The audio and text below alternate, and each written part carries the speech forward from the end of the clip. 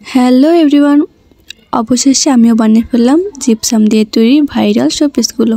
আর এইখানে দেখো, আমি জুয়েলারি বক্সটাই প্রায় 3টা বানিয়ে ফেলেছিলাম। এবার চলো তোমাদের সাথে এগুলো ডিমোল্ড করতে করতে এর পিছনের গল্পগুলো বলি। সেকেন্ড আমি যেটা ডিমোল্ড করেছিলাম সেটা ছিল ছোট্ট খুবই কিউট একটা রিং বক্স।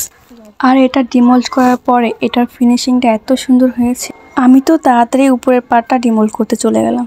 কিন্তু উপরের পার্টটা ডিমোল্ড করার পরে আমি তো হতাশ, কারণ তো তোমরা দেখতেই পাচ্ছ একটুখানি ভেঙে যাওয়ার জন্য ডিজাইনটা পুরাই নষ্ট। এবারে সব শেষে ডিমোল্ড করছিলাম এই জুয়েলারি বক্সটার উপরের পার্টটা, আর এটা আমার জন্য অনেক কঠিন ছিল কারণ এর আগের বার আমি এটা ভেঙে ফেলেছিলাম।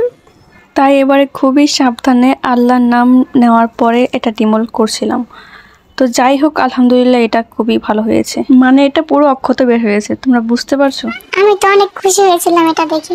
আর এই হচ্ছে আমার প্রোডাক্টগুলো রোদে দেওয়ার একটা ক্লিপ। তোমরা প্লিজ ব্যাকগ্রাউন্ডে স্কিপ করো।